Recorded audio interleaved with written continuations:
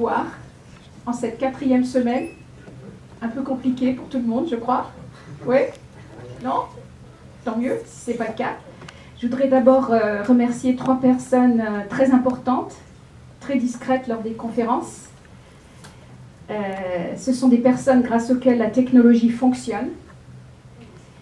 Et l'école de français ainsi peut garder une trace de ces conférences et placer la vidéo sur notre site web. Il s'agit bien sûr d'Utam Tejedor Alonso. Vous pouvez l'applaudir, oui. On va l'applaudir tous les mardis et tous les jeudis. Et Utam se charge de la technologie. Isabelle Caron qui s'occupe du filmage de la conférence. Merci Isabelle, vous pouvez l'applaudir, Isabelle. Et Delsa Lambert Danel qui s'occupe de la vidéo et de faire le découpage. Je ne suis pas sûre. Voilà. Merci beaucoup à vous 3. Je suis absolument ravie de vous présenter Xavier Leperson. Je vous disais l'année dernière qu'au bout de 3 ans, nous avions réussi à faire venir Xavier enfin sur le campus, malgré la pandémie. Et Xavier et moi ne nous étions jamais rencontrés en personne jusqu'à l'année dernière. Donc c'est très agréable d'avoir Xavier de nouveau parmi nous et en personne. Et merci à Xavier d'avoir accepté de donner une conférence. Xavier est maître de conférence, titulaire du diplôme d'habilitation à diriger des recherches en histoire moderne à la faculté des lettres de Sorbonne Université. Il est membre du centre Roland Mounier, il est spécialiste de l'histoire politique et diplomatique française et européenne des XVIe et XVIIe siècles. Il enseigne également dans plusieurs institutions universitaires à Paris, notamment à Sciences Po et à Middlebury College. En septembre prochain paraîtra son ouvrage « Le Grand Condé, un exil pour l'honneur » chez Fayard. L'été, Xavier a le plaisir d'accueillir à Paris nos étudiants de master et de DML de l'école de français pendant 6 semaines. La session à Paris vient tout juste de se terminer il y a une semaine, demain. Et je peux vous dire que c'est un grand plaisir de travailler tous les ans avec Xavier. Ses travaux portent sur l'histoire politique en Europe au XVIe et XVIIe siècle. Il a d'abord travaillé sur les guerres de religion en France au XVIe siècle et publié des travaux à ce sujet. Il se concentre actuellement sur le XVIIe siècle. Et je viens de vous citer l'ouvrage qui va paraître chez Fayard. Ce soir, la conférence de Xavier s'intitule « Colons et Amérindiens en Nouvelle-France, sujet essentiel et passionnant ».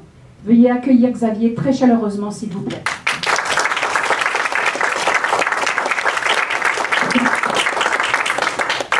Merci Armelle, merci à tous d'être présents ce soir. Je suis ravi de revenir sur le campus à cette occasion et puis de vous présenter non pas ma spécialité de recherche, puisque comme Armelle l'a dit, je fais plutôt des recherches sur l'histoire politique et diplomatique du XVIe et XVIIe siècle, mais finalement un compte-rendu de mes lectures récentes sur ce sujet, les relations entre les colons, c'est-à-dire ceux qui viennent coloniser, à peupler la Nouvelle-France, et les Amérindiens, les autochtones, qui les rencontrent assez rapidement. Alors, je ne défends ce soir aucune thèse, j'en ai déjà suffisamment descendu, je ne défends aucune cause. Mon but, c'est encore une fois de vous donner un panorama des recherches récentes sur le sujet, et c'est ça qui me préoccupe. Alors, la chose sur laquelle je voudrais insister, c'est évidemment que les relations entre colons et Amérindiens en Nouvelle-France ont fait l'objet d'études récentes, d'anthropologues, d'archéologues, puisqu'il y a beaucoup d'archéologie qui rentre en ligne de compte dans ces recherches, d'historiens qui permettent de dépasser une vision de 2 civilisations antagonistes. En fait, les historiens s'efforcent aujourd'hui de combattre 2 stéréotypes. 2 stéréotypes qui accompagnent l'histoire des Amérindiens et de la colonisation. Celui du farouche ennemi, qui agit comme un frein à la colonisation, c'est l'image que vous connaissez peut-être de l'Iroquois tapi dans l'ombre ou derrière un arbre en quête de scalp. Bien au contraire, les Iroquois en question furent capables d'une grande diplomatie avec les Européens et participèrent activement au commerce et à la guerre entre Français et Britanniques. Ils furent une véritable puissance militaire en Amérique du Nord. Deuxième vision, deuxième stéréotype, c'est celui du bon sauvage, vivant heureux, en harmonie avec son environnement, adepte de la liberté, de la félicité, de l'égalité. Il correspond pour l'essentiel à un fantasme, un prétexte pour dénoncer les abus de la civilisation européenne occidentale. Ce mythe relève plutôt de l'ordre des idées et non de l'histoire coloniale à proprement parler. L'historien anthropologue Philippe Jacquin, passant quasiment tous ses étés dans les réserves indiennes, a combattu le mythe idyllique de l'Indien écologiste et conservateur de la création. Les Indiens, écrit-il, ne protègent pas la nature, ils s'en protègent. Donc c'est une nuance essentielle. Ils utilisent le feu pour renouveler les pâturages, pour défricher, mais les Européens trouvent qu'ils abusent du feu. On pense par exemple que les paysages dénudés des grandes plaines résultent de l'usage peut-être abusif du feu pour développer les pâturages favorables aux bisons.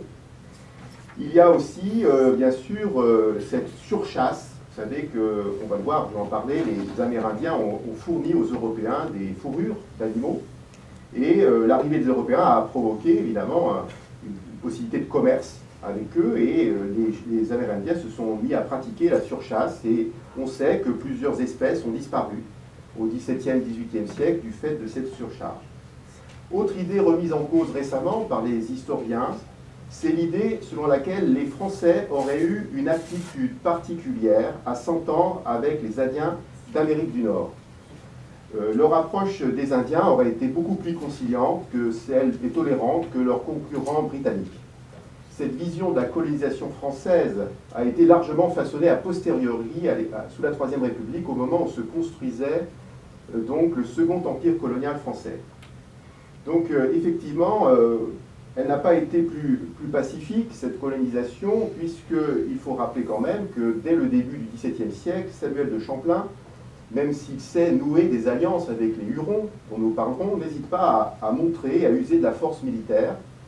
Comme d'autres officiers, Champlain a recours aux armes, non seulement pour soumettre certains peuples autochtones, mais aussi pour accueillir ses alliés. Vous savez qu'en France, il était fréquent d'accueillir, de faire rendre honneur à l'évêque ou à des personnages importants en utilisant les armes à feu. On tirait du canon, on faisait des salves de mousquets. Mais évidemment, replacé en Amérique du Nord, face à des populations qui n'étaient pas habituées aux armes à feu, il est probable effectivement que bon gré mal gré, qu'à l'origine, les tribus amérindiennes aient eu une certaine crainte face donc à ces usages qui étaient simplement là pour célébrer, par exemple, la venue d'alliés amérindiens dans la ville. A contrario, certains historiens anglo-saxons ont insisté sur la violence des contacts franco-indiens. On parle de guerre d'extermination, de mise en esclavage, et nie l'idée selon laquelle les Français auraient eu une attitude spécifique vis-à-vis des autochtones. Alors effectivement, si les Indiens s'allient très tôt avec les Français, c'est en partie par crainte de l'expansionnisme des Britanniques qui accaparent les terres, leurs terres selon eux, et pour le développement donc en général de l'agriculture ou le commerce du bois. Il ne faut pas tomber dans la caricature des systèmes coloniaux. Les Britanniques ont su aussi nouer des relations pacifiques avec les Indiens. Il y a eu du troc, de la coopération militaire, et bon, peut-être vous connaissez cet exemple célèbre, hein, William Penn, qui a entretenu des rapports cordiaux et pacifiques avec les autochtones, et on s'aperçoit qu'à la fin du XVIIIe siècle, on célèbre encore à travers des tableaux cette réalité. Il est un fait pourtant incontestable que les Français ont mené une diplomatie active auprès des Amérindiens. Sans l'appui des Hurons et de leurs autres alliés, ils n'auraient pu survivre probablement et prospérer dans la région du Nord-Est. Concernant l'esclavage, puisqu'il est question d'esclavage dans certains ouvrages, la pratique de l'esclavage n'a pas été introduite par les Européens en Amérique du Nord. Elle existait déjà dans de nombreuses tribus comme le produit d'une prédation guerrière. L'esclavage s'est aussi développé au XVIIe, XVIIIe siècle pendant la période coloniale. Les esclaves étaient offerts par les Indiens comme cadeaux et amenés aussi parfois par des coureurs de bois qui parcouraient la région des Grands Lacs, la vallée du Mississippi et celle du Missouri. Entre 1670 et 1715, ce ne sont pas moins de 50 000 autochtones qui ont été mis en esclavage et vendus aux Caraïbes. Entre la légende dorée d'un côté d'une relation harmonieuse et la légende noire d'une rencontre impossible, l'historien doit faire preuve donc de nuance lorsqu'il étudie les relations entre colons français et amérindiens. Enfin, j'aimerais rappeler à la fin de cette introduction qu'il paraît difficile d'écrire l'histoire des relations des colons et des Amérindiens en Amérique du Nord. Pendant longtemps, les Amérindiens ont été un peu les oubliés de l'histoire de l'Amérique du Nord au profit d'un discours visant à mettre en valeur la découverte et la conquête du continent par les Européens. Aujourd'hui, il est apparent que certains chercheurs s'interdisent un regard critique sur les nations indiennes de crainte de reproduire un rapport colonial dans l'écriture de l'histoire. Beaucoup insistent aujourd'hui sur des logiques d'interaction, d'alliance, de convergence entre colons et Amérindiens. Et cette conférence, logiquement, va s'en faire écho. Mais il ne faut pas oublier non plus de parler des logiques de confrontation et de conquête qui ont impliqué non seulement les colons, mais aussi les Amérindiens. Il a existé des puissances indigènes, comme l'a montré récemment un historien finlandais dont je me garderai de prononcer le nom. Et effectivement, on peut rappeler par exemple que dans la seconde moitié du XVIIIe siècle, les Comanches ont développé une forte emprise sur tout le sud-ouest du continent nord-américain. Ils étaient des intermédiaires respectés et redoutés entre les conquérants de l'Amérique et les groupes d'Indiens. Ils ont développé une emprise territoriale, un empire prédateur fondé sur l'élevage des chevaux, la chasse aux bisons et le pillage, qui inversa le mouvement de l'expansion européenne en Amérique du Nord jusqu'à son effondrement brutal dans les années 1870. Autre exemple de puissance indienne, au cours du XVIIIe siècle, les tribus Sioux se constituent eux aussi en un véritable empire dans l'Ouest, en repoussant d'autres nations autochtones. Dans cette conquête, la Confédération Sioux s'est alliée à plusieurs nations. L'alliance formée par ces peuples perdura tout au long du XIXe siècle, en faisant des Sioux une puissance militaire très importante dans les plaines du Nord. Donc voilà, en guise d'introduction, je voulais insister sur ces différents éléments qui me paraissent importants. Alors, comment vivaient les Amérindiens dans la région du nord-est du continent nord-américain au moment de l'arrivée des Européens, et notamment des Français, donc au début du XVIe siècle? Sont-ils nombreux? Alors les historiens sont assez d'accord sur cette réalité. Le nombre d'autochtones est estimé en Amérique du Nord entre 7 et 9 millions de personnes. Parmi les peuples dont les estimations sont les plus précises, logiquement, figurent les tribus qui ont été en contact avec les Français au XVIIe siècle. 20 000 Hurons, 20 000 Iroquois, 10 000 Algonquins et environ 100 000 Indiens dans la région des Grands Lacs. Donc dans la région du Canada et des Grands Lacs, il existait deux grandes familles linguistiques, les Iroquoiens et les Algonquiens. Les Iroquoiens regroupent les Iroquois, les Hurons, les Neutres, les Ériés, les Pétans et les Andastes. Donc ils occupaient le bassin des Grands Lacs, en particulier sa région sud. Ils vivaient en semi-sédentarité. Ils avaient développé un système d'agriculture dont l'élément de base était le maïs, denrée constituant 75% de leur alimentation. Ils sont au début du XVIe siècle environ 110 000, région des Grands Lacs et Canada. Les Algonquiens regroupent les Delaware, les Montagnais, les Micmacs, les Abénaquis, les Algonquiens, les Outaouais et les Ojibway, et d'autres ils sont environ 300 000 au début du XVIe siècle et ils occupent le reste de l'espace laurentien. Ces nations sont nomades, elles se déplacent à pied, en canot fait d'écorce de bouleau. Les Indiens ont peu d'objets sur eux, ils transportent le minimum et leur habitation. Les wigwams, qui peuvent loger jusqu'à 12 personnes et se montent ou se démontent rapidement. Ils vivaient de la pêche, le phoque, les poissons, la chasse, l'ours, il n'y a pas que des ours à Middlebury, les ours, les castors, et aussi d'une mince cueillette faite de blé sauvage et de bleuets. Ils se déplaçaient tous les printemps, quittant les terres intérieures de chasse pour aller s'installer en petites bandes familiales au bord d'un lac ou le fleuve Saint-Laurent. Il est bien sûr impossible de décrire la diversité des modes de vie des Amérindiens. Je vais juste citer quelques exemples concrets. Les Montagnais sont surtout des pêcheurs. Des chasseurs. Les Malécites sont surtout donc des pêcheurs. Et les Abénaquis, vous savez qu'on enseigne la langue abénaki à Middlebury, les Abénaquis labourent et cultivent la terre. Ce qui est très intéressant, c'est qu'ils produisaient du maïs dans la baie du Massachusetts. Et Samuel de Champlain, au début du XVIIe siècle, est émerveillé par le fait que ces terres sont les plus peuplées qu'il ait pu observer dans la région.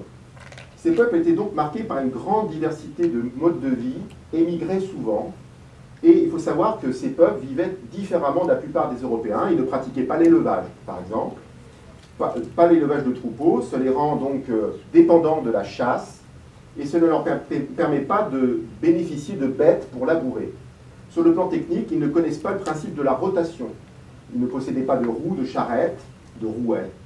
Et sur le plan, bien sûr, ils ne maîtrisaient pas non plus les hautes températures. Ils ne pouvaient pas faire fondre du minerai. Et donc, de ce fait, ne pouvaient pas fabriquer d'objets en métal. Et c'est un élément important qui va créer des liens avec les Européens. Les Amérindiens pratiquent le commerce entre eux. Ils sont capables de parcourir de très longues distances pour échanger entre eux des biens. Les réseaux commerciaux à travers le continent sont construits à partir de produits bien particuliers. Alors on échange des coquillages de la façade atlantique pour fabriquer donc des wampum, qui sont des sortes de ceintures faites de ces coquillages considérés comme précieux. Ils échangent aussi le cuivre. Ils échangent aussi l'huile de poisson-chandelle. Et bien sûr d'autres produits circulent avant même l'arrivée des Européens. Les peuples autochtones se livrent également à de nombreuses guerres. L'exemple le plus connu, bien sûr, c'est cette guerre qui oppose les Hurons et les Iroquois. Et effectivement, on ne sait pas vraiment, on ne connaît pas aujourd'hui le casus belli, la raison pour laquelle ils se font la guerre. Mais bien évidemment, l'arrivée des Français dans la vallée du Saint-Laurent va contribuer à peut-être aggraver, on va le voir, cet affrontement. Alors qu'est-ce que la Nouvelle-France? Puisque ce n'est pas forcément évident pour tout le monde, c'est un espace très vaste qui s'étend sur des milliers de kilomètres. Et effectivement, la première partie de la Nouvelle-France s'est créée à partir donc, de l'embouchure du Saint-Laurent. Voilà, c'est un axe de pénétration très importante en Amérique du Nord. Québec est fondé à l'initiative de Samuel de Champlain en 1608, et la région des Grands Lacs est progressivement reconnue à partir du Canada entre 1610 et 1660. La vraie colonisation, c'est-à-dire le moment où les colons français viennent s'installer au Canada, c'est plutôt au début du XVIIe siècle, dans les années 1630. C'est l'époque, par exemple, où la ville de Trois-Rivières est fondée en 1634 et Montréal en 1642. Alors la Louisiane est plus tardive, elle résulte de la poussée de la colonisation du Canada vers l'ouest dans la seconde moitié du XVIIe siècle. Les coureurs de bois, les explorateurs, les ecclésiastiques, les missionnaires, parcourent un territoire immense, mais ils ne le colonisent pas. C'est-à-dire qu'on a l'impression que l'Empire français, que vous voyez en vert, est très grand, mais il y a très peu de monde. Très peu de monde. On peut rappeler quand même qu'en Louisiane, par exemple, en 1708, il y a 200 habitants. Ça donne un peu une idée de la chose. On peut savoir, on sait que jusqu'au milieu du XVIIe siècle, les Français n'étaient que 300. 300, et à la fin du XVIIIe siècle, ils sont 70 000. Donc vous comprenez bien que pour survivre, pour s'imposer face aux Britanniques, ils ne pouvaient pas faire autrement que monter un système complexe d'alliances avec les nations amérindiennes de toutes les régions des Grands Lacs, les Montagnais, les Algonquins, les Hurons. Et ils ont exploré une grande partie du continent grâce à leurs guides indiens et la connaissance qu'ils avaient, grâce à eux, ils ont eu connaissance de différentes régions du continent. Alors, quand ont eu lieu les premiers contacts? Alors, les premiers contacts sont très peu de temps après la découverte de l'espace laurentien par donc John Cabot, Giovanni Caboto dans son nom original. Il était au service de l'Angleterre en 1597, donc il recherche une route maritime vers les Indes par le nord-ouest de l'Atlantique. Et ça lui permet de découvrir donc les fameuses côtes, Terre-Neuve, Terra Nova, et d'explorer bien sûr la région du Saint-Laurent. Alors, peu de temps après, donc cette région dite Terrae Novae, qui est donc reproduite dans les ouvrages, attire pour ses poissons et la pêche à la baleine. On remarquera sur la carte, on n'a pas oublié de le faire figurer. Et c'est un peu un mystère historique, comment tout d'un coup les pêcheurs sont arrivés, même avant les premiers découvreurs, avant Jacques Cartier, avant Champlain, sont arrivés dans la région et ils ont commencé à pêcher. Et en effet, les eaux sont très poissonneuses, on pratique la pêche à la morue, à la baleine, et la rumeur se diffuse dans les ports français, et beaucoup de pêcheurs traversent l'Atlantique pour venir profiter de ces pêches. Alors effectivement, il faut quand même préciser que lorsque les Européens arrivent dans cette région pour pêcher, ils n'empiètent pas sur les ressources des Amérindiens. Les Amérindiens ne pêchent pas en pleine mer, ils pêchent au bord des rivières, au bord des lacs, et donc ce n'est pas du tout le même poisson qu'ils se disputent, si j'ose dire. Les Amérindiens exploitent donc plutôt des poissons migrateurs, saumons, esturgeons ou harengs. Et les Amérindiens ont plutôt toujours pêché dans les eaux du Saint-Laurent, qu'ils appelaient le chemin qui marche. Alors effectivement, ils font des provisions, ils ont appris à sécher le poisson, à le conserver, et effectivement, à côté de cette pêche, ils chassent le phoque, les marsouins et certains oiseaux aquatiques appelés margots. Il est connu donc que les Amérindiens fréquentaient l'estuaire du golfe du Saint-Laurent depuis très longtemps. Et c'est donc naturellement que les Amérindiens, très rapidement, probablement au début du XVIe siècle, ont rencontré les Européens. En effet, il s'est rapidement organisé un petit commerce de pacotille. Alors, je ne sais pas si vous connaissez le mot pacotille en français, aujourd'hui ça désigne quelque chose qui n'a pas de valeur, mais le commerce de pacotille, à l'origine, c'était un commerce qui était pratiqué par les marins.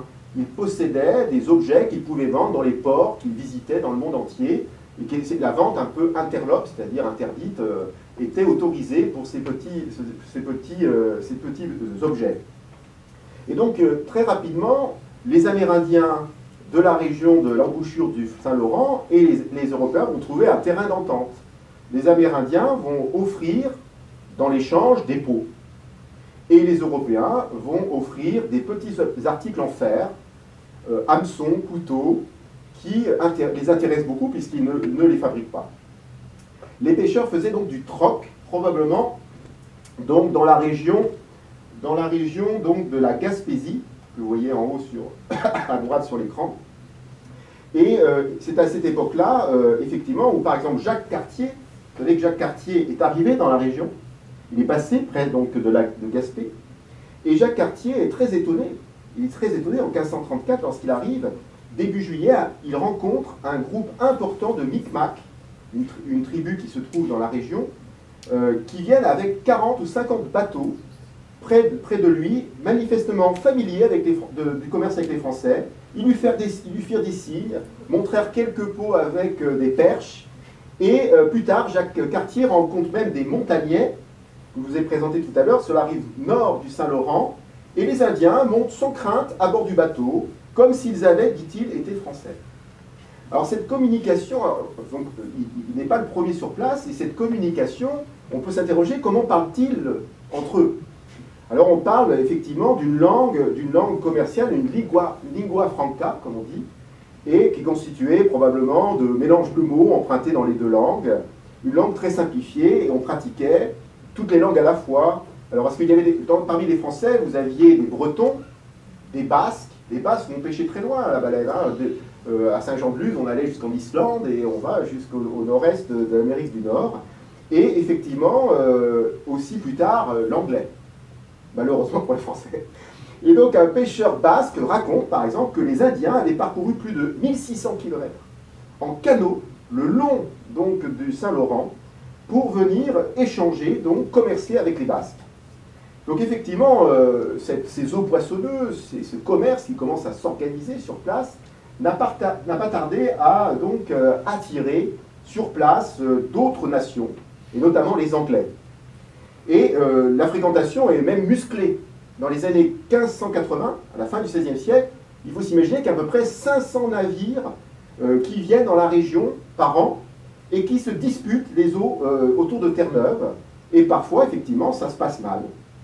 La demande de poissons est très importante en Europe, d'abord par les pratiques religieuses, puisque les chrétiens font du jeûne un tiers de l'année, mais ça ne suffit pas à expliquer cette importance du poisson, il faut aussi penser qu'il y a une poussée démographique en Europe, et effectivement aussi probablement un développement des villes, un essor du commerce, et on sait que les Européens savent préparer la morue, qu'on ramène d'Amérique du Nord.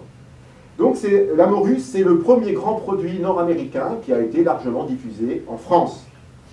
Effectivement, dès le milieu du XVIe siècle, ces Européens sont présents et même commencent à descendre sur Terre. Parce que comme il y a de la concurrence dans les eaux territoriales, si j'ose dire, eh bien, il faut bien s'assurer la première place l'été suivant. Et donc, on commence à hiverner dans la région. Et donc, à l'occasion de ces hivernages, eh bien, on continue à avoir des relations avec les Indiens. Alors, se met rapidement en place un commerce plus important avec les autochtones, parce que ces pêcheurs, ils amorcent un commerce de la fourrure, et plus tard, en fait, on s'aperçoit qu'il y a un besoin en fourrure, notamment fourrure de castor, parce que, effectivement, on s'en sert pour fabriquer donc, notamment du feutre. Et les Amérindiens sont intéressés par ce commerce parce qu'ils se procurent des produits, encore une fois, manufacturés, auxquels ils accordent souvent, non pas une utilité pratique, mais une utilité symbolique. Par exemple, les marmites qu'ils pouvaient acheter étaient plutôt utilisées dans les grandes fêtes religieuses qu'ils pouvaient donner. Alors progressivement, donc, se développe ce commerce, auquel participent plusieurs nations, les Micmacs notamment, ou encore les Montagnais, comme je citais précédemment. Alors vous avez ici les points noirs que vous apercevez, ce sont les zones d'hivernage des Européens au cours desquelles ils sont en contact. Alors sur cette carte, on s'aperçoit très bien que le Saint-Laurent était nourri par toute une série d'affluents, de rivières, et ces rivières permettaient aux Indiens de venir très facilement dans la vallée du Saint-Laurent et d'échanger leurs produits dans cette vallée. Alors effectivement, de ce commerce de pacotille, comme ça, qu'on improvisait, on passe à une logique beaucoup plus commerciale, à une traite. La traite, c'est ce qu'on appelle, ça vient d'un mot latin, tradere, qui veut dire échanger. C'est un échange commercial beaucoup plus important. Cette fois-ci, il y a des investisseurs qui affrètent des bateaux, qui payent des équipages, qui même proposent des bateaux adaptés au fait qu'on ramène des pots. Et là, effectivement, donc des ports comme le Rouen, Le Havre, Honfleur, ou même Bordeaux et La Rochelle, donc, organisent ce commerce avec l'Amérique du Nord. Et ces bateaux sont équipés pour ce commerce, et effectivement, tout d'un coup, enfin un peu progressivement, mais assez rapidement, eh bien, la traite de la fourrure remplace la pêche et devient plus intéressant pour les Européens. Encore une fois, c'est la fabrication de chapeaux. Vous savez qu'il y a autrefois, il y avait très peu de gens qui n'avaient pas de chapeau. Tout le monde portait des chapeaux. Et le feutre, il est donc très recherché par la noblesse, la bourgeoisie en Europe. Et le castor, et la peau de castor permettait de fabriquer ce feutre.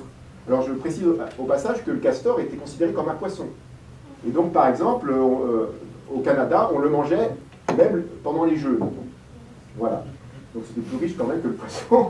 Et peut-être qu'en Europe, on a pu en manger, mais très rarement, bien évidemment. Alors effectivement, donc il y a un contexte de concurrence entre marchands qui font de la traite en Acadie, au Canada, et des fois on n'hésite pas à brûler les navires des concurrents. Enfin, c'est quand même assez violent. Alors cette situation change aussi rapidement parce que vous savez que parallèlement à l'installation des Français dans la vallée du Saint-Laurent, vous avez des colonies britanniques qui se constituent. Alors je ne suis pas là pour faire l'histoire des colonies britanniques, mais elles ont une particularité, c'est que ce sont des colonies de peuplement. Chez les Français, vous avez plutôt des comptoirs, c'est-à-dire des lieux où on échange des marchandises, des ports où voilà, il y a des négociateurs. Du côté des Britanniques, ce sont plutôt des colonies de peuplement. On s'installe, des communautés religieuses s'installent, comment dire, il y a aussi des gens qui recherchent du profit.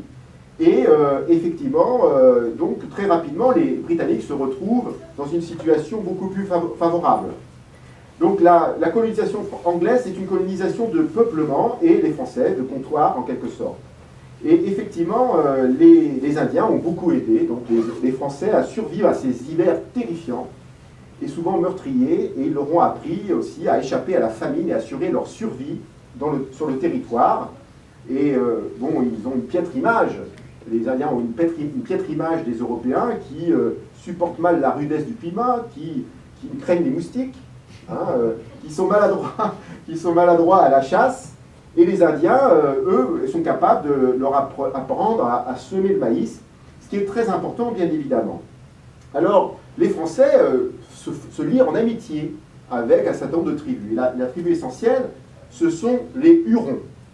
Alors ici, on a l'exemple un détail d'un frontispice, c'est-à-dire d'une page de garde d'un livre où on les voit un peu représentés. Ce ne sont pas forcément des représentations réalistes. D'accord ?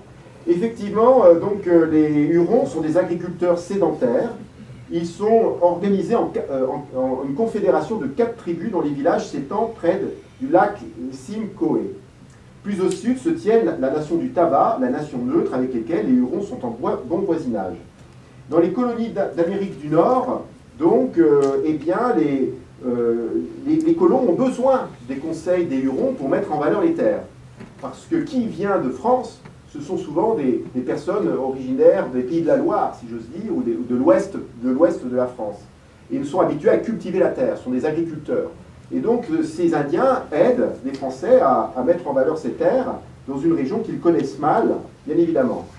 Alors la situation est difficile, encore une fois, il y a 300 Français, pas plus, dans cette région. Alors, bien évidemment, là, il y a une situation qui va changer, c'est que vous le savez peut-être, mais comme ça s'est passé dans les Antilles, eh bien, la présence de plus en plus massive des Européens a entraîné son florilège d'épidémies. Comme je vous le disais tout à l'heure, les Amérindiens ne pratiquaient pas l'élevage. Et donc, ils étaient préservés de toute une série de maladies qui sont transmises, m'a-t-on dit, à partir des animaux.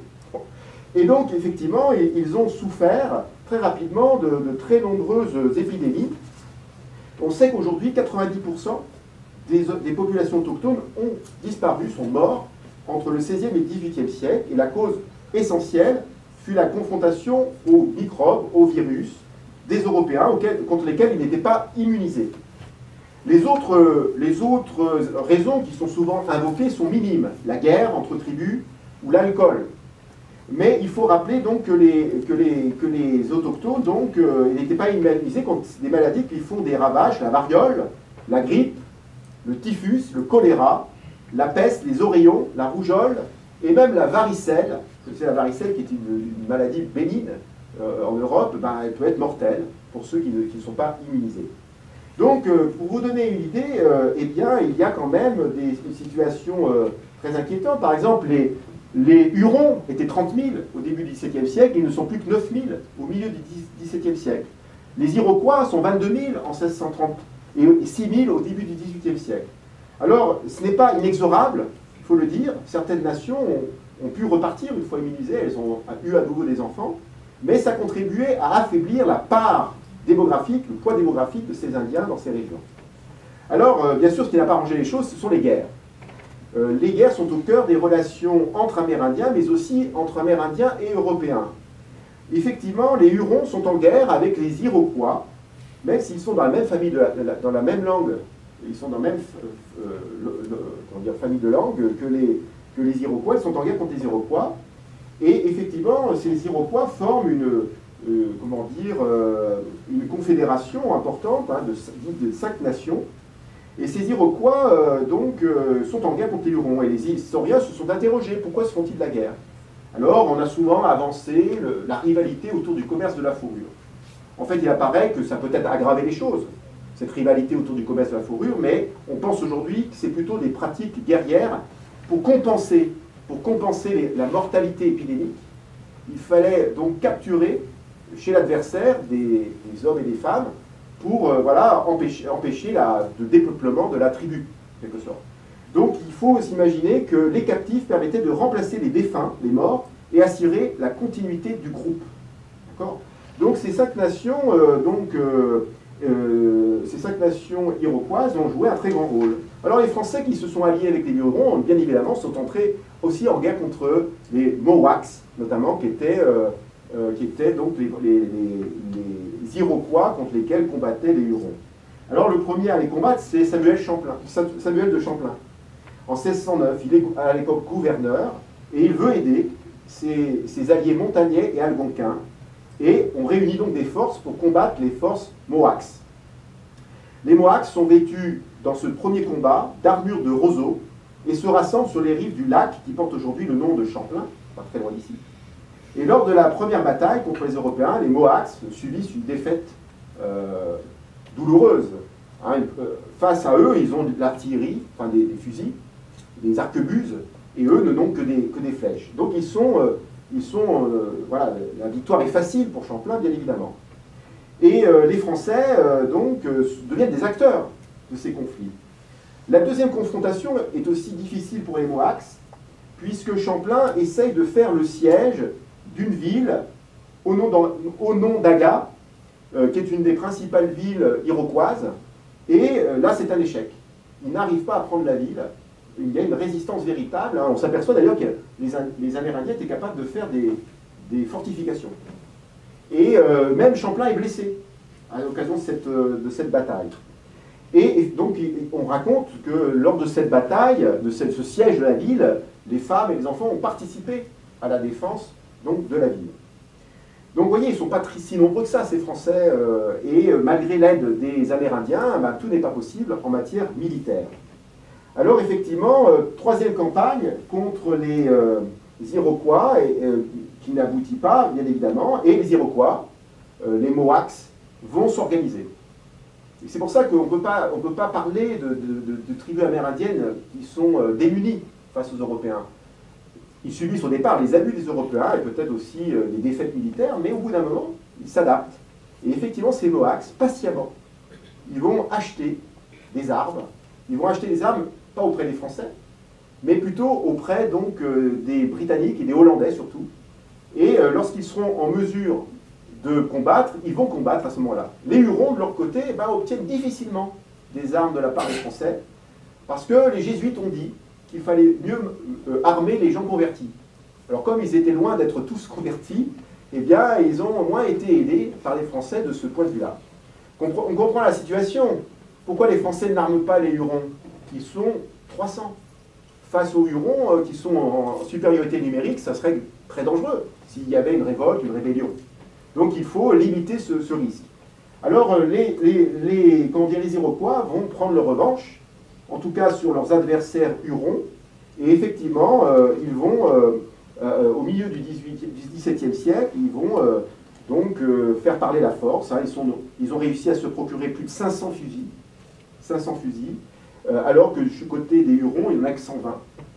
Et surtout, ils ont appris à s'en servir.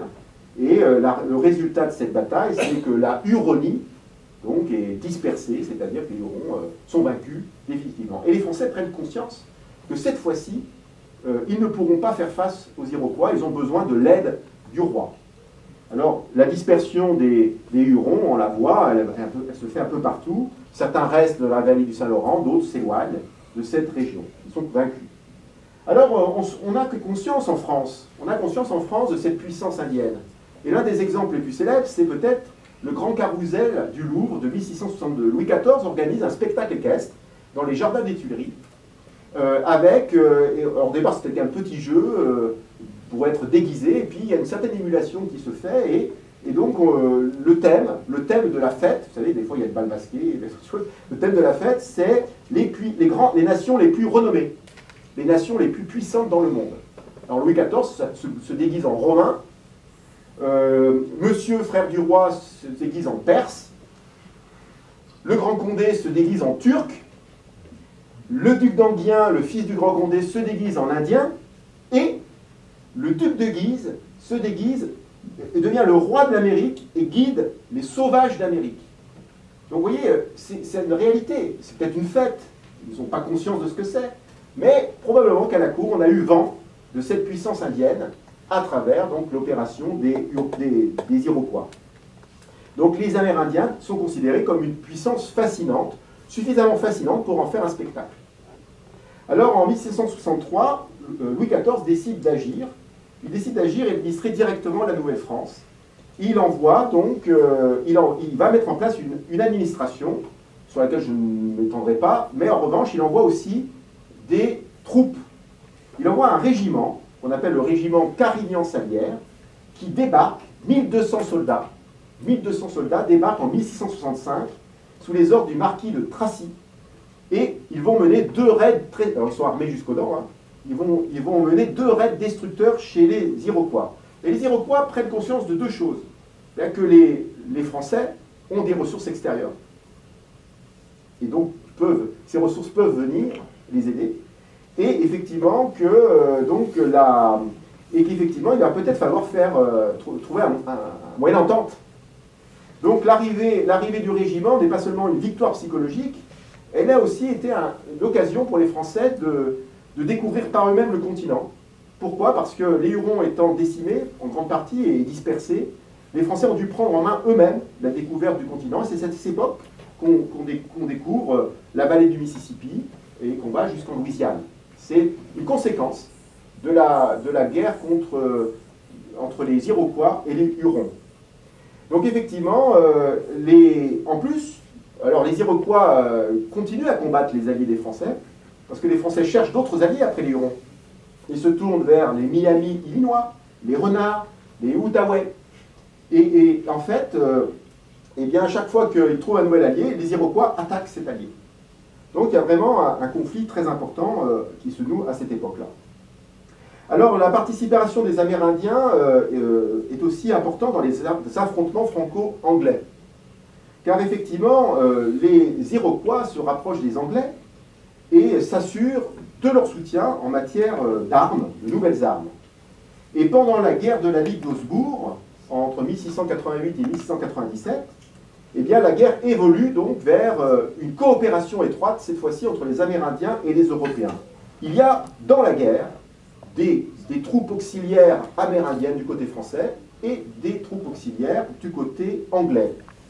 Alors si on prend l'exemple, par exemple, du massacre de Lachine en 1689, c'est une opération planifiée entre Britanniques et alliés iroquois. L'attaque de Québec en 1690 est une attaque qui relève aussi d'une stratégie concertée. Donc on n'a plus de civilisation en face l'une de l'autre, elles combattent ensemble dans un but commun, effectivement. Et la logique est donc à cette guerre. Alors les Français donc, sont obligés à nouveau de combattre les Iroquois en 1696 et aussi de réfléchir à un moyen de négocier une paix avec eux. Et effectivement, les Iroquois vont perdre leurs alliés britanniques avec la paix de Ryswick et vont être contraints de négocier la paix. Et cette paix, eh bien, elle va aboutir. C'est donc un traité qui va être signé quelques temps plus tard. On appelle ça le traité de 1701. Effectivement, la Grande Paix de Montréal. Et sur ce traité, on s'aperçoit qu'il y a de très nombreux pictogrammes des différentes tribus impliquées dans les guerres indiennes. Et ces tribus viennent de toute la Nouvelle-France. Donc il y a un accord diplomatique qui est trouvé, ce qui montre bien que les Français négocient habilement avec les tribus. Alors on peut s'interroger comment négocient-ils? Ils échangent des cadeaux. Les cadeaux, ça fait partie de l'échange diplomatique. Et puis on a appris la langue. Alors parfois de façon... par l'intermédiaire des chasseurs, des coureurs de bois qui ont appris les langues indiennes. Alors parfois il y a aussi des incompréhensions, bien évidemment, mais on n'est plus dans la situation du début du XVIe siècle. Au début du XVIe siècle, on parlait un lingua franca. À la fin du XVIIe siècle, début du XVIIIe siècle, on est capable d'avoir des traducteurs. Voilà. Donc il faut bien comprendre cette situation qui évolue. Alors, vous le savez, la guerre entre les Français et les Britanniques, eh bien, ont parfois eu des conséquences territoriales. Par exemple, les Français, au moment de la guerre de succession d'Espagne, au début du XVIIIe siècle, perdent l'Acadie. L'Acadie, c'est une région qui est à l'embouchure du Saint-Laurent. Et certains, alors ça c'est une négociation dans un traité, mais les Amérindiens alliés avec les Français ne supportent pas l'idée de devenir britanniques. Et par exemple, les Micmacs en 1715 refusent de prêter allégeance à la couronne britannique. Ils déclarent qu'ils n'avaient pour roi naturel que le marquis de Vaudreuil, qui était gouverneur de Montréal, qui était leur chef, et le roi de France, leur père. Pourquoi? Parce qu'il leur procurait des missionnaires pour les instruire. Les Micmacs se sont convertis au catholicisme. En 1722, pour affirmer leur refus de la souveraineté britannique et de la colonisation de peuplement, les Micmacs ont même lancé une guerre de raids contre les Britanniques, à tel point que les Britanniques n'arrivent pas à les calmer, et ils sont obligés de négocier avec eux. Une fois négocié, donc en 1725 et 1726, on négocie pour mettre fin au conflit, et on reconnaît aux Indiens le droit de se gouverner eux-mêmes. C'est quand même extraordinaire à l'époque de la monarchie. Et les autorités de la Nouvelle-Écosse, eh bien, sont impuissantes, de cette manière, pour assujettir les Micmacs et les empêcher de fréquenter les Français. Cette paix dura jusqu'en 1744, et en 1744, il y a une nouvelle guerre, la guerre de succession d'Autriche, qui se termine 4 ans plus tard, et à l'occasion de la guerre de succession d'Autriche, les Micmacs s'allient aux Français pour attaquer des établissements anglais en Acadie. Alors il faut bien comprendre cette situation que les Indiens participent pleinement parce que, eh bien, on préfère être gouverné par les Français que gouverné par les Britanniques. On a gardé le souvenir que les Britanniques s'emparaient des terres. S'emparaient des terres et donc ils ont gardé une mauvaise réputation, souvent auprès des populations amérindiennes. Pour autant, la relation avec les Français n'est pas idyllique. Par exemple, pendant la guerre donc, de succession d'Autriche, il y a un blocus naval. La Royal Navy bloque, donc empêche le Canada d'être correctement approvisionné. Et donc il y a une inflation. Une inflation, et le prix des marchandises augmente, et ce qui mécontente fortement les Indiens. Et donc ce commerce est perturbé, et le mécontentement des Hurons, des Miamis, va même jusqu'à des pillages, des meurtres. Donc voilà, c'est pas non plus une relation toujours saine et toujours calme. Alors voilà, donc les Amérindiens participent enfin à la dernière grande guerre, la guerre de 7 ans. Vous savez, ils pratiquent ce qu'on appelle la petite guerre, une guerre d'embuscade. Ils sont des éclaireurs, ils utilisent des espions et ils utilisent l'effet de surprise dans les batailles. Ils connaissent le terrain, dans les forêts, face à des armées régulières européennes qui ont plutôt l'habitude de combattre dans des terrains dégagés. Et donc, ils sont très efficaces. Et les Français, donc, ont un fort soutien des populations amérindiennes. Alors, il y a un exemple célèbre, un épisode célèbre lors de cette guerre de 7 ans, c'est la prise de Fort William Henry en août 1757.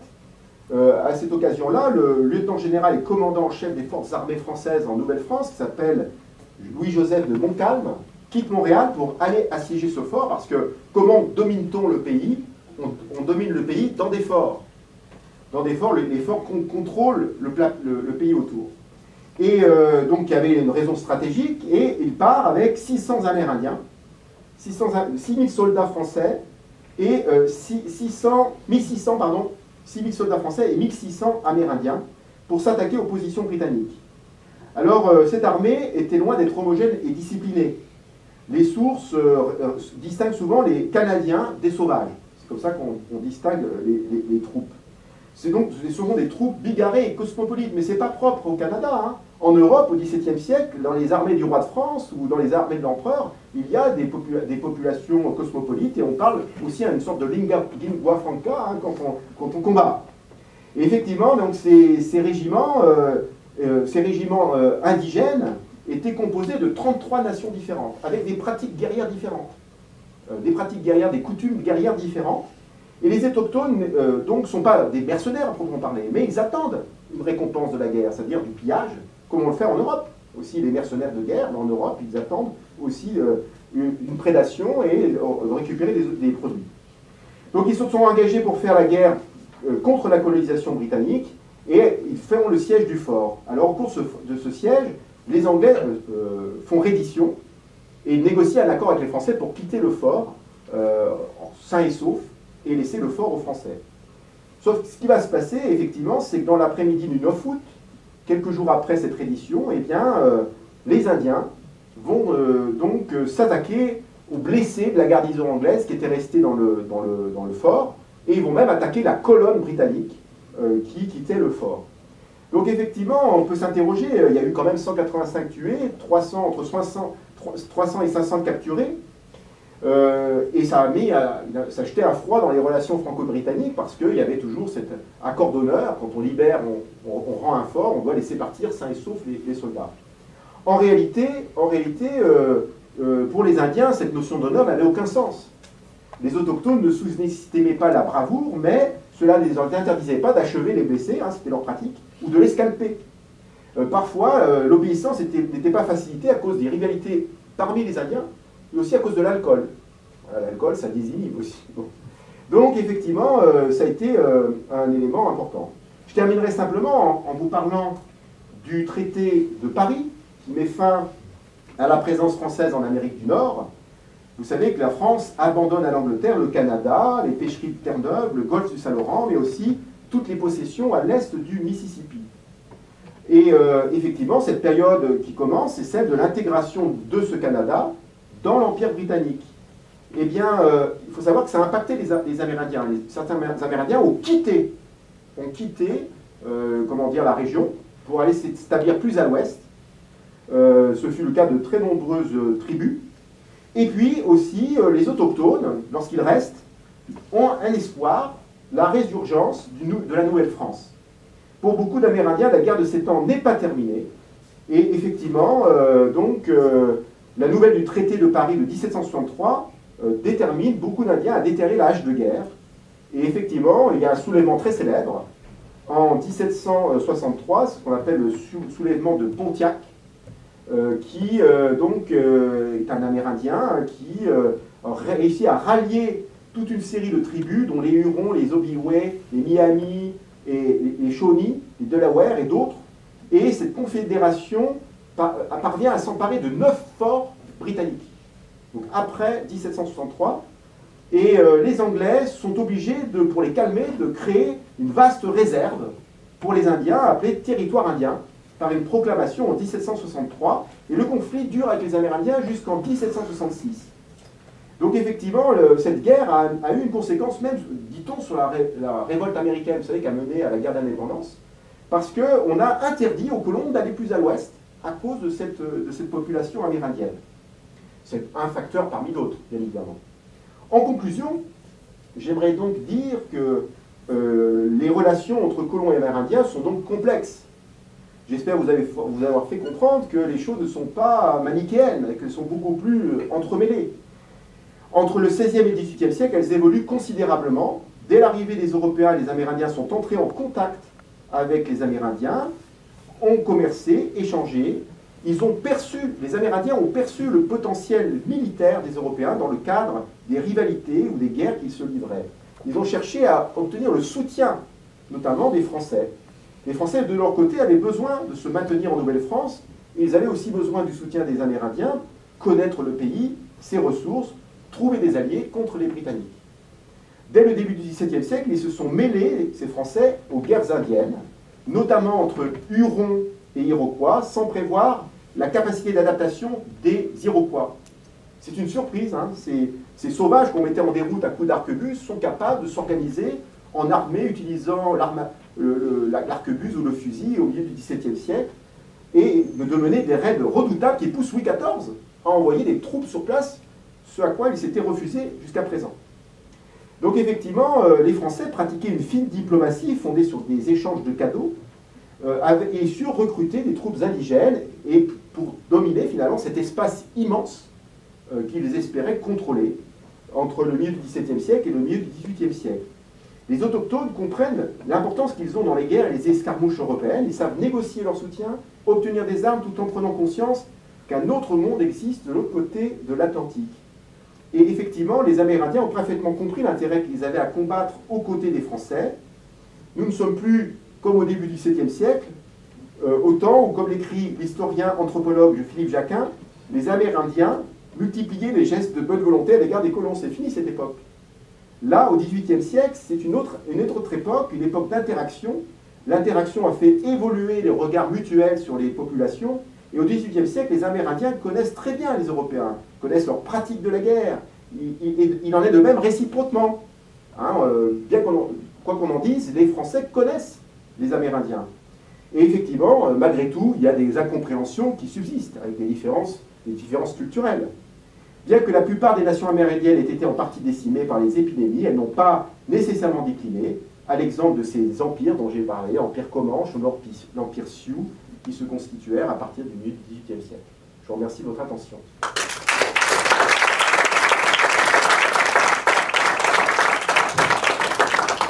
Merci Xavier. Alors y a-t-il des... J'espère que je n'ai pas été trop long. Dans la tradition de Middlebury, nous invitons des étudiants et étudiantes à poser les premières questions. Oui. Oui, après la France a lésé la colonie de Québec et Nouvelle-France après la guerre de 7 ans, Oui. qu'est-ce qui se passe avec la colonie de Québec et les Amérindiennes? Leur relation a resté ou... Alors, bon, d'abord, les Français, une partie l'ont quitté, hein, notamment les élites. Les élites administratives ont rejoint la France. D'autres sont restés. Bon, vous savez que les Anglais ont voulu faire interdire le français, la pratique du français, et donc ont été très coercitifs avec les populations locales. Les Amérindiens, ils ont fait deux choix, soit de quitter la région pour aller vers l'ouest. Une grande partie des Amérindiens a fait ce choix, donc il y a eu une migration vers l'ouest, ce fait-là. Et d'autres, comme je l'ai dit, ont espéré le retour des Français. Et espérer le retour des Français, ce n'est pas un fantasme, c'est comprendre ce qu'était la guerre en Europe. Le Canada, les souverains français n'étaient pas viscéralement attachés au Canada, mais ils pouvaient très bien, dans le cas d'une autre guerre, revenir aux Français. Et donc, ils ont gardé l'espoir et ils ont mené une petite guérilla contre les Anglais. Voilà, donc, ce qui montre qu'ils étaient vraiment attachés à cette alliance française.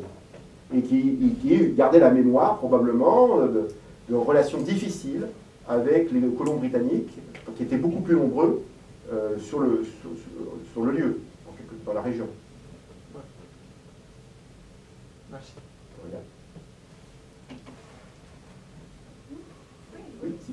Est-ce qu'on pourrait revenir sur le frontispice de Sagar? Oui. Et les inscriptions en haut, qu'est-ce que c'est? En hébreu? Ouais, voilà, je voulais savoir. Alors, bon, je ne peux pas vous traduire, j'ai pas fait l'école. Mais c'était fréquent, vous savez qu'au XVIe siècle, en fait, on était à la recherche de la langue de Dieu, la langue originelle. Vous savez que dans la Bible, à un moment donné, la langue originelle d'Adam est éparpillée en divers. C'est l'épisode de la tour de Babel. Et donc, les humanistes sont à la recherche, l'hébreu, comme les hiéroglyphes égyptiens, ou d'autres langues donc méditerranéennes, font l'objet de recherches particulières. Il y a la Kabbale, ce qu'on appelle la Kabbale. Donc, alors ici, donc, je ne sais pas, ça voudra probablement une inscription qui doit être en rapport avec Dieu, vous voyez, je pense, dans un livre de jésuites, ça me paraît possible. Voilà. Alors, effectivement, les Hurons se sont convertis en partie. On va dire d'autres ont refusé. Voilà, la francisation, la conversion à la religion n'a pas été facile. Voilà, ça c'est ce que disent les jésuites. Il me semble que le traité de paix de 1701, il y a un original aux archives nationales primaires d'Aix-en-Provence. Ah, peut-être. Mais il n'avait pas reproduction dessus. Vous avez des copies? Oui. Oui. Est-ce que vous pouvez expliquer un peu sur les relations entre les tribus en Louisiane, entre le Français? C'était la même amitié avec les deux... Alors, oui, alors, c'est pas exactement la même chose. D'abord, on a moins d'informations. Ouais. Parce que comprenez qu'on dépend des sources en tant qu'historien. Ouais. Et je vous ai dit 200 Français pendant très longtemps dans la région de la Louisiane. Ils n'ont pas trop de temps de se livrer à l'activité de lecture. Donc ce que l'on sait, c'est que les Français ont été en contact notamment avec l'Empire Comanche. Comanche. Les Comanches. Voilà, les Comanches, vous savez, qui volaient les chevaux, qui ont appris l'art équestre, parce qu'au départ, il n'y avait pas de chevaux. En Amérique du Nord, ce sont les chevaux qui ont été amenés par les Européens. Et donc, ils se livraient à cette politique de prédation. Et donc, les relations avec les Comanches ont été complexes et difficiles. Et puis, il y a aussi des habitants de la Louisiane qui se sont aussi livrés à... On sait qu'il y a eu des raids punitifs. On sait qu'un jésuite, en 1709, je crois, a été assassiné. Et il y a eu un raid punitif sur une tribu. Et toute la tribu a été transformée en esclaves pour être envoyée ensuite donc aux Caraïbes. Donc les relations ont, semble-t-il, moins été bonnes que dans le nord-est. Ouais. Mais je ne peux pas vous en dire plus. Donc selon Google Translate, c'est Jéhovah. Jéhovah, d'accord, bravo. Formidable la technique. Oui. C'est vrai que tu as parlé du rapport étroit entre les Hurons et les Français. Si je ne me trompe pas, dans le conte philosophique de Voltaire, l'ingénu, c'est un Huron dont il s'agit. Peut-être. Alors, ils ne sont pas disparus, les Hurons. Hein. Ils n'ont pas disparu. Certains ont vécu avec les colons. Après la disparition de la Huronie, cette confédération, ils sont restés, d'autres ont migré vers l'ouest. Et donc, ils n'ont pas été éradiqués de la surface de la planète. Hein. Mais bien sûr, et alors pourquoi? Parce que Voltaire reprend ce personnage, parce qu'ils étaient assez connus finalement, je dirais, des gens qui s'intéressaient. Alors Voltaire, vous savez, a une vision un peu moqueuse, hein, de ces arpents de neige et de glace. Hein, bon, il prêtait peu d'attention, mais ça ne m'étonne pas, parce que ça fait partie je pense, des noms que connaissaient, comme les Montagnais. Les Montagnais, les Européens connaissaient ce nom. D'autres, beaucoup moins. Les Abénaquis, je ne suis pas sûr qu'on connaisse bien les Abénaquis en Europe à cette époque-là. Alors que ce sont de bons alliés des Français, même au XVIIIe siècle. Et Micmac, ça a donné un nom. Alors j'ai cherché, eh ben non. Ça n'a pas de lien. Ça n'a pas de lien. En fait, ça vient du hollandais. Oui, ça vient du hollandais et c'est pas du tout lié. Rebelle. Oui, ça vient, c'est exactement ça, parce que moi j'y ai pensé évidemment, et je pensais qu'on allait me poser la question. Donc j'ai vérifié, et effectivement c'est un faux ami. Voilà. Mais par extension, peut-être on peut trouver je sais pas. Un lien. Rebelle. Alors ça c'est... bon, il y a plusieurs orthographes. Moi j'ai pris l'orthographe la plus courante chez les historiens français, mais si on regarde les historiens anglo-saxons, Micmac s'écrit différemment. Mais peut-être phonétiquement ça se ressemble. Hein, peut-être qu'il y a eu une associée, je ne sais pas. Mais c'est en tout cas, sémantiquement, c'est une autre étymologie. Ah oui.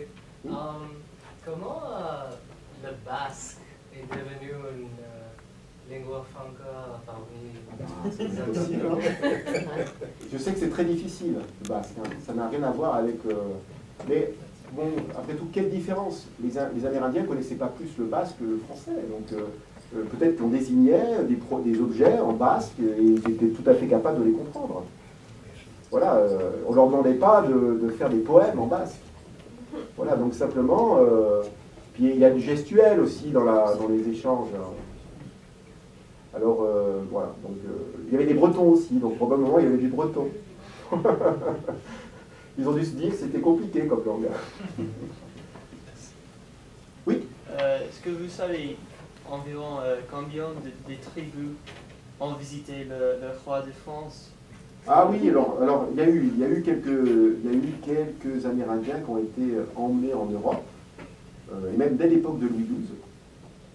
Et en fait, ce que je sais, c'est on connaît bien l'histoire, par exemple, des deux chefs, des fils du chef qu'a rencontré donc Jacques Cartier, non Champlain, non Jacques Cartier qui a rencontré donc des chefs dans la vallée de Saint-Laurent et qui a emmené ses deux fils de force en France. Ils sont restés 1 an à la cour de François Ier. Alors on peut être choqué par cet enlèvement, on appelait ça des otages. Enfin, il y avait plusieurs buts.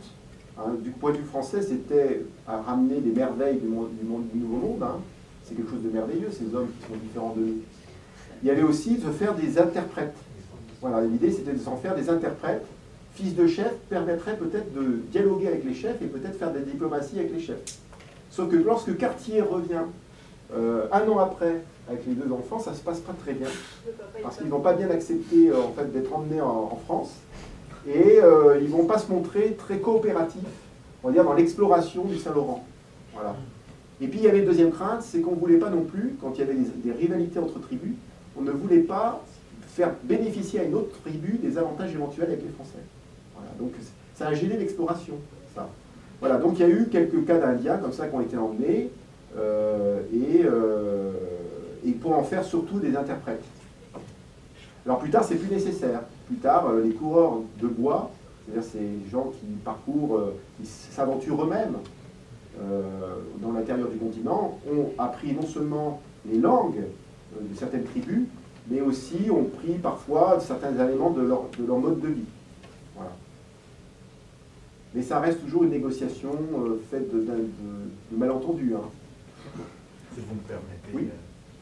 Au sujet des coureurs des bois, oui. Étant moi-même québécois, je pourrais plus penser, puis en savoir un petit peu. Il y a même d'ailleurs tellement de pénétration importante dans le continent qu'il y a eu le peuple métis. Oui. Ils ont tout tué lors de l'avènement du Canada, tout rasé. C'était des francophones catholiques qui vivaient. C'est Louis Riel, vous avez entendu déjà, certainement, c'était le chef à l'époque.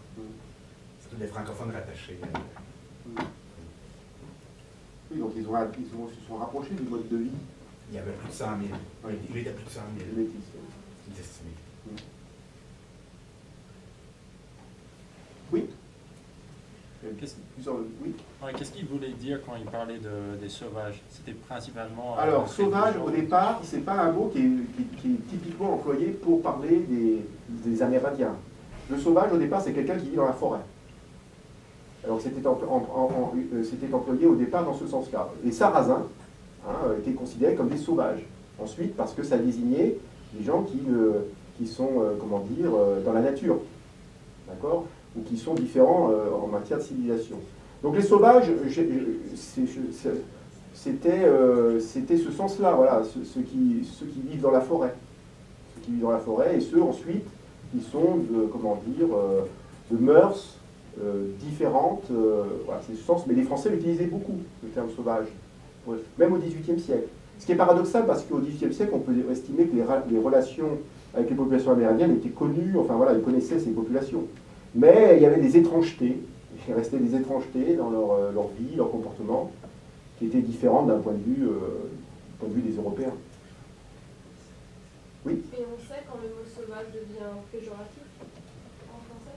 Il le devient à cette époque-là, parce que ça finit par désigner quelqu'un qui a des mœurs simples et c'est condescendant, ça devient condescendant. Mais bon, en matière de langue, c'est difficile de dater précisément le changement de sens.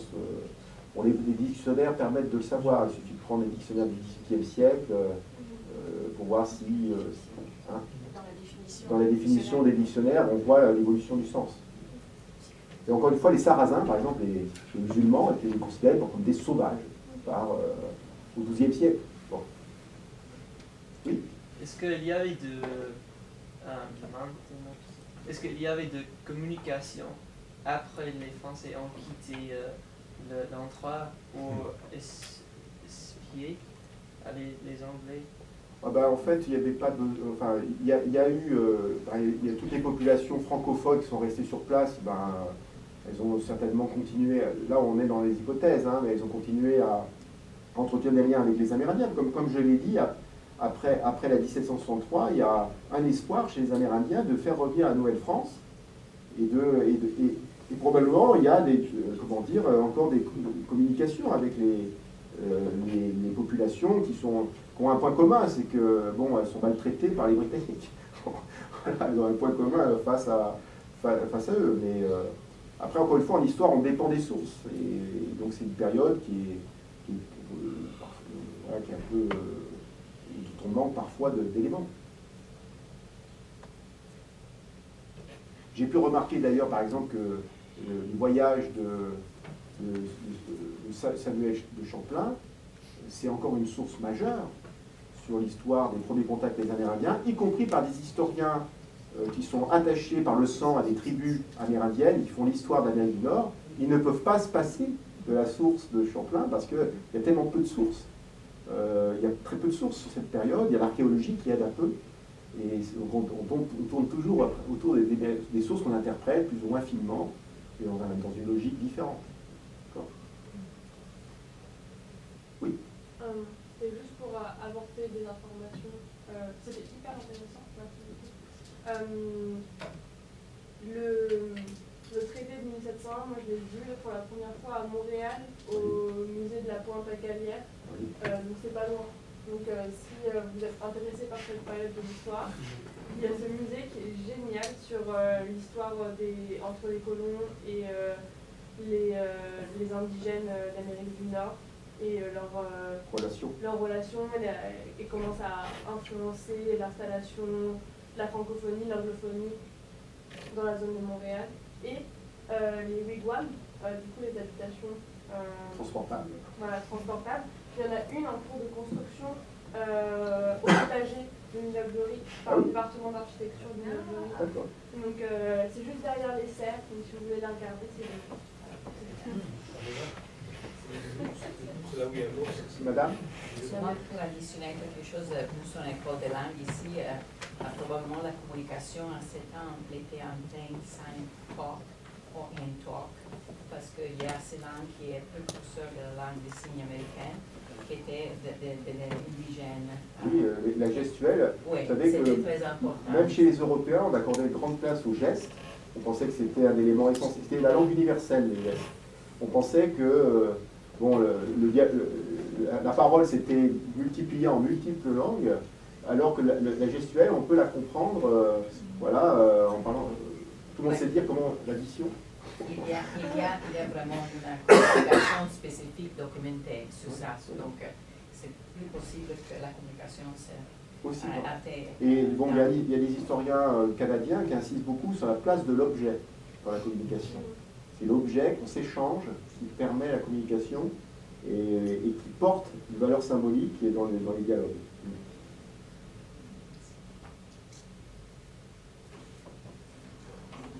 Oui. Merci de nous avoir transportés si loin dans le temps. Et d'où ma question, juste par curiosité, peut-être naïve aussi. Est-ce qu'il existe chez les historiens des sources qui permettent de remonter au point de vue des Amérindiens sur cette relation entre les colons et les Amérindiens? Alors, je n'ai pas voulu développer ça devant vous, parce que j'avais que 40 minutes. Mais en fait, bon, il y a très peu de choses. Parce que bon, il y a bien sûr la mémoire, et la mémoire, finalement, elle donne peu de détails, malgré tout. Donc, il y a en revanche, l'avancée, c'est en termes de ressources archéologiques.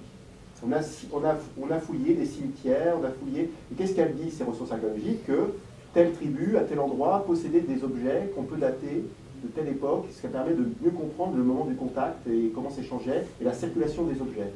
Donc ça, c'est vraiment, enfin moi, dans les dernières lectures, c'est l'apport essentiel de l'archéologie qui a été fait. Il y a des champs de fouilles au Canada autour de ces questions. Et puis bien sûr, le problème, c'est que ça ne touche pas, le problème des sources ne touche pas uniquement les Amérindiens, parce que c'est souvent ce que j'entends. Ça touche aussi les premiers colons en Amérique du Nord. Eux, ils n'écrivaient pas. Bon, il n'y a que quelques explorateurs qui devaient rendre des comptes à la monarchie, qui écrivaient, ou qui voulaient faire prévaloir. Mais ces premières personnes qui ont hiverné sur les bords du Saint-Laurent, ils n'ont rien laissé. Pas plus de sources, c'est ça qui est difficile dans cette histoire. Et donc on est obligé de se livrer à une vraie exégèse des sources écrites par les jésuites, par des administrateurs. Alors on a des sources d'archives, et ces sources d'archives, elles ne racontent pas. Elles permettent de faire des statistiques, mais elles ne racontent pas. Donc c'est très délicat, et c'est pour ça qu'il faut toujours être prudent, parce que bon, quand on est historien, on sait qu'on peut parfois surinterpréter des sources. Et je vais vous donner un exemple. J'ai lu dans un livre récent, justement, l'historien disait que bon, bah, voilà, on impressionnait les Indiens avec les armes à feu au moment des fêtes au Canada, etc. Et en fait, c'était pas contre les Amérindiens, ça se pratiquait en Europe. On tirait de joie pour signifier l'accueil. Et lui en faisait un moyen d'impressionner, pour impressionner. C'est là où on voit que c'est des cas, c'est une interprétation. Moi je pense en tant que 16e et 17e, c'est plus pour célébrer l'Indien comme allié que pour lui faire peur. Après, du point de vue de l'Indien, on comprend qu'il a eu peur. C'est comme ça qu'on rétablit la chose, qu'on puisse être impressionné par ça. Voilà, mais donc toutes les sources, c'est une question, et le curseur d'interprétation est délicat. Voilà, c'est ce que je voulais dire. Merci Xavier. De rien, merci à vous.